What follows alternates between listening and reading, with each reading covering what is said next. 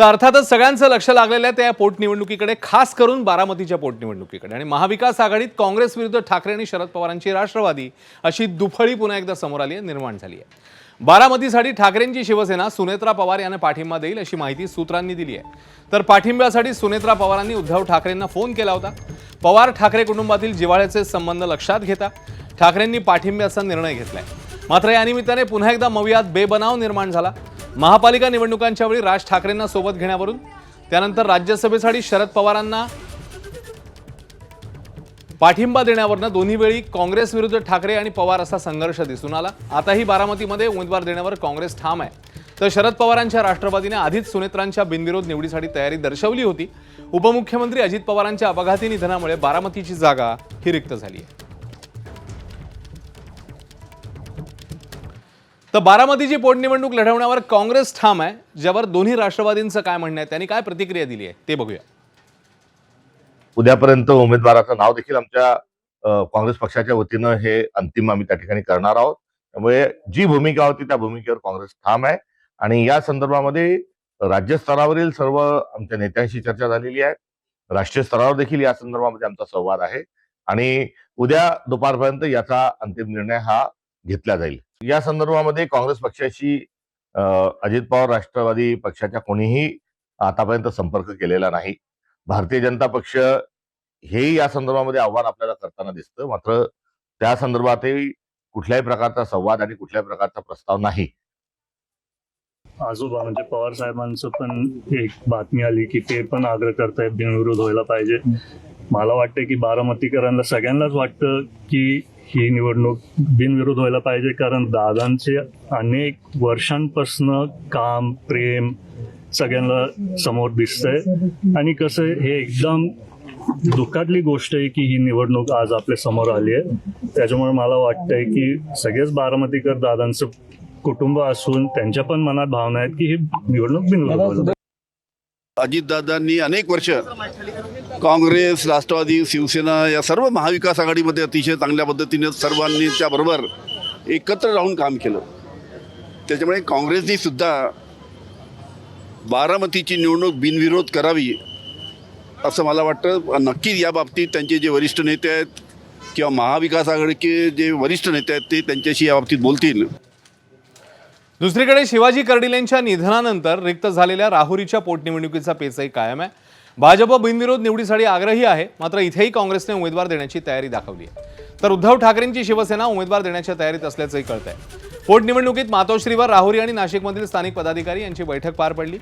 माजी जिल्हाध्यक्ष रावसाहेब खेवरे या जागेकरता आग्रही आहेत। काँग्रेसचे नेते बाळासाहेब थोरात यांची खेवरे यांनी काल भेट घेत जागा सोडण्यासाठी विनंती केली आहे।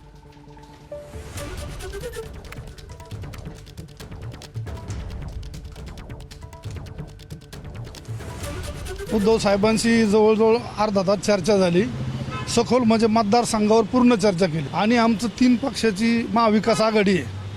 बाकीच्या 2 पक्षाशी साहेब आता आज बोलून घेणार आहे आणि उद्या ही उमेदवारी फायनल करणार आहे। मी निवडणूक लढायला इच्छुक आहे, कारण मी 32 वर्षाचा शिवसैनिक आहे आणि मातोश्रीवर माझं 30 वर्षापासून येणं जाणं आहे। अत्यंत घनिष्ठ असं काम मी शिवसेनेचं गेल्या 30 वर्षात केलेलं आहे। त्याच्यामुळे मी दावेदार आहे निवडणुकीचा आणि 100% मला उमेदवारी मिळणार आहे।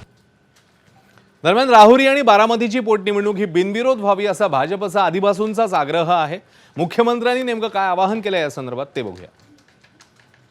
मला असं वाटतं की सर्वच पक्षांनी सुनेत्राताईंना पाठिंबा दिला पाहिजे। माझी अशी सर्वांना विनंती असेल की ही पोटनिवडणूक बिनविरोध झाली तर महाराष्ट्राला साजेशी अशा पद्धतीनं ही परिस्थिती होईल।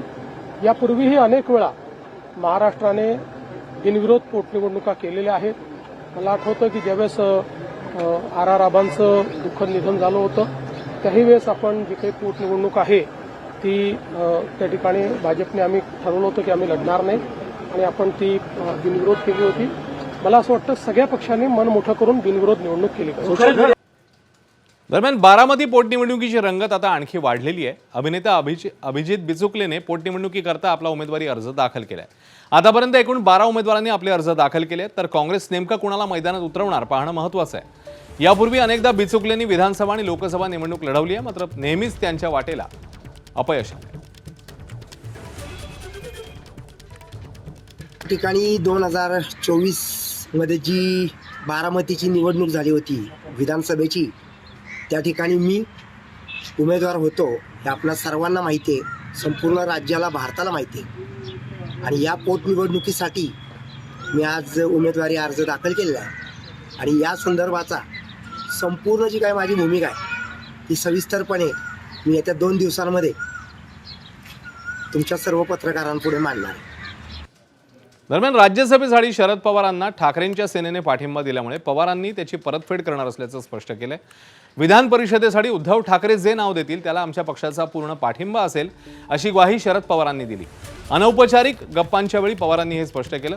मे महिन्यामध्ये उद्धव ठाकरेंच्या विधान परिषदेतला कार्यकाळ संपतोय. विधानसभेतलं संख्याबळ पाहता महायुतीच्या वाट्याला 8 जागा तर मवियाच्या वाट्याला विधान परिषदेतली केवळ 1 जागा येण्याची शक्यता आहे.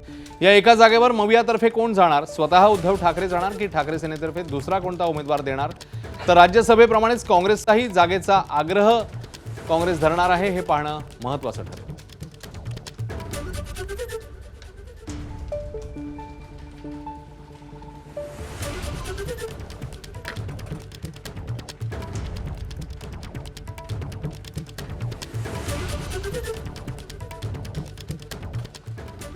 आणि आता आणखी काही घडामोडी बातमी येते एका पत्राची, कारण उपमुख्यमंत्री सुनेत्रा पवारांनी 10 मार्चला आयोगाला लिहिलं एक पत्र आता चांगलं चर्चेत आलं आणि त्याच्यामुळे राष्ट्रवादीत नेमकं काय घडतंय या संदर्भात आता चर्चांना उधाण आलेलं बघायला मिळतंय आपण. आणि गेल्या काही दिवसातल्या सातत्याने घडामोडी ज्या घडतायत त्या पाहता हे पत्र आता मागे घेण्याच्या हालचाली तयार झाल्याची माहिती हे समोर येते. 28 जानेवारी ते 10 मार्च दरम्यान झालेला पत्रव्यवहार ग्राह्य धरून न धरण्याचा आशय या पत्रामध्ये होता. मात्र यामुळे पार्थ पवारांच्या राज्यसभेच्या उमेदवारी संदर्भात प्रश्नचिन्ह निर्माण होण्याची शक्यता होती. पार्थ यांच्या उमेदवारीसाठी तटकरे आणि पटेलांनी 16 फेब्रुवारीला निवडणूक आयोगाला पत्र पाठवलेलं. तर सुनेत्रांचं राष्ट्रीय अध्यक्षपद, प्रफुल्ल पटेल यांची राष्ट्रीय कार्याध्यक्ष आणि तटकरे यांची प्रदेशाध्यक्षपदी निवड झाल्याबाबतचं राष्ट्रीय कार्यकारिणीचे मिनिट्सही आयोगाला पाठवण्यात आलेले.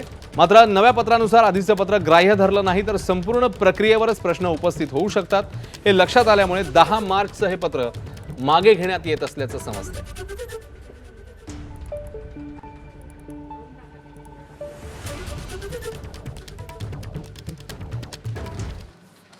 तर पवार कुटुंबाने एकत्र राहावं, मात्र राजकीय दृष्ट्या दोन्ही राष्ट्रवादीने एकत्र यावं की नाही हा निर्णय वरिष्ठ घेतील असं जय पवारांचं म्हणणं आहे. ओके,